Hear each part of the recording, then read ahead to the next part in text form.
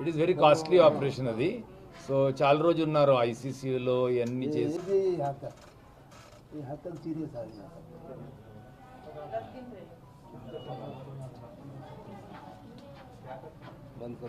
నా ఠీక్. సో మన ఆదిలాబాద్లో ఎవ్రీ మంత్ మనం విజిట్కి వస్తూనే ఉన్నాం ఇక్కడ. సో ఆల్మోస్ట్ 6-7 ఇయర్స్ నుంచి I'm coming to from Yashoda hospital to Adilabad. And మనం ఇప్పుడు మాట్లాడాలంటే ఈ పేషెంట్ రాజు చోపడే గారి గురించి మాట్లాడుతున్నాము. సో బేసికల్గా ఇతనికి హార్ట్ స్ట్రోక్ వచ్చింది కొన్ని సంవత్సరాల ముందు.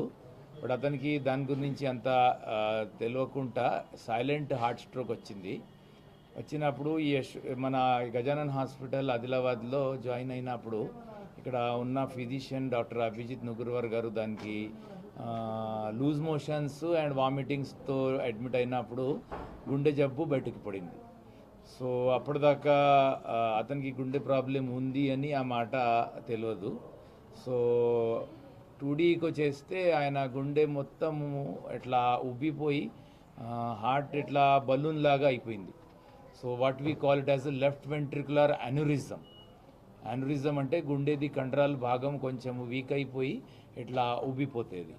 సో దానివల్ల హార్ట్ 2 భాగంలో డివైడ్ అయిపోయింది. సో దెర్ ఆర్ 2 సాక్స్ మాట, అంటే గుండె అండ్ దాని తర్వాత ఇంకొక గుండె భాగము. సో దానివల్ల గుండె పంపింగ్ సరిగా అవ్వట్లేదు. సో గుండె వీక్ అయిపోయి పంపింగ్ హార్డ్లీ 30% దానిపైన తగ్గిపోయింది. సో డయాగ్నోస్ చేసిన తర్వాత యశోద హాస్పిటల్ సోమాజిగూడకి తీసుకువెళ్ళిపోయి ఫస్ట్ మనం యాంజియోగ్రామ్ పరీక్ష చేసి దీనిది మెయిన్ గుండె రక్తనాళం పూర్తిగా ముసుకుపోయిన ఉండే.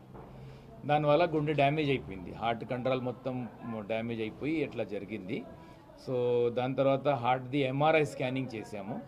ఎంఆర్ఐ స్కానింగ్లో ఆ భాగము ఎంత పార్ట్ డ్యామేజ్ అయింది, ఎంత మంచిగా ఉంది అని తెలిసిన తర్వాత మా దగ్గర డాక్టర్ సత్య శ్రీధర్ కాలే అని పెద్ద కార్డియాక్ సర్జన్ ఉన్నారు.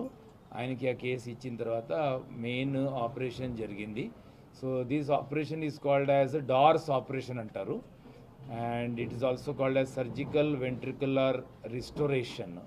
సో ఆ భాగం డ్యామేజ్ అయిన భాగంకి మొత్తం కట్ చేసేసుకొని గుండెకి మళ్ళీ అగైన్ ఆ నార్మల్ షేప్లో తీసుకొని ఆపరేషన్ చేశారు with bypass surgery. So it is 2 operations కాంబినేషన్లో చేసి మొత్తం హార్ట్కి పంపింగ్ నార్మల్ దాకా వచ్చేసింది.